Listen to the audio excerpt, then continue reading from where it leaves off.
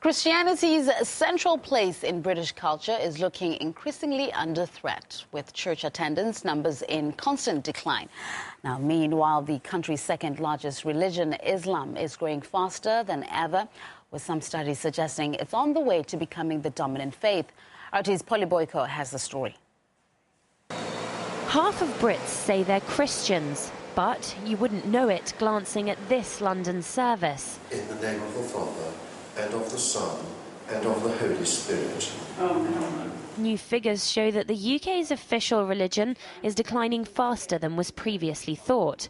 Worshippers are ageing, and for the first time ever, fewer than half under the age of 25 describe themselves as Christian.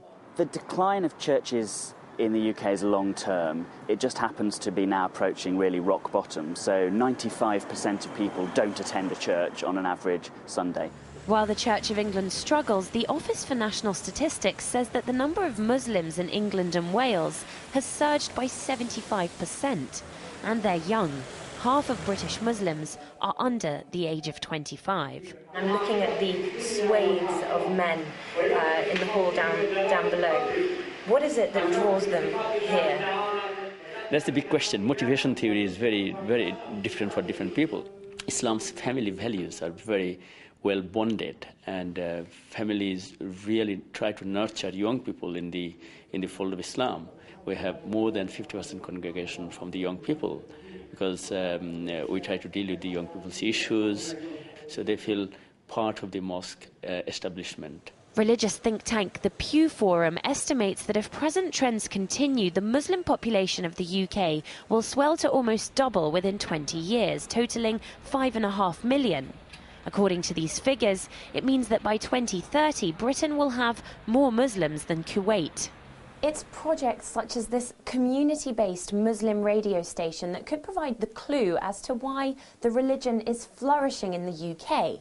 In that booth, DJs who call themselves brothers and sisters talk about local issues and education from the point of view of Islam. Inspire started out as a special transmission during the holy month of Ramadan.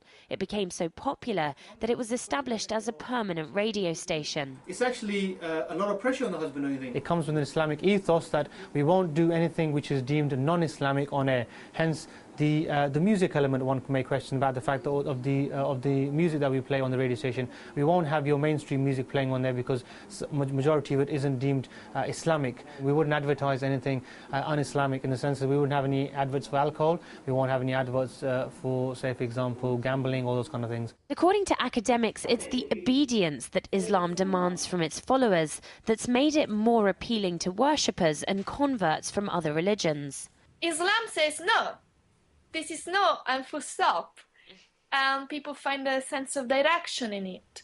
Because their religion of origin has lost that, not because that it didn't have it in the first instance.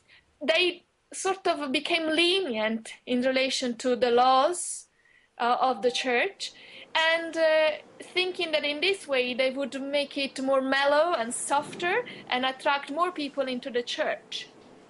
And in fact, they've lost people. Something that the Church of England disagrees with. They claim that the death of Christian England has been greatly exaggerated and that the statistics don't reflect the true faith of the population. And yet there are demographers that say that if current trends continue, Islam could eclipse Christianity as the dominant religion in the UK in as little as 10 years' time. Polly Boyko, RT, London.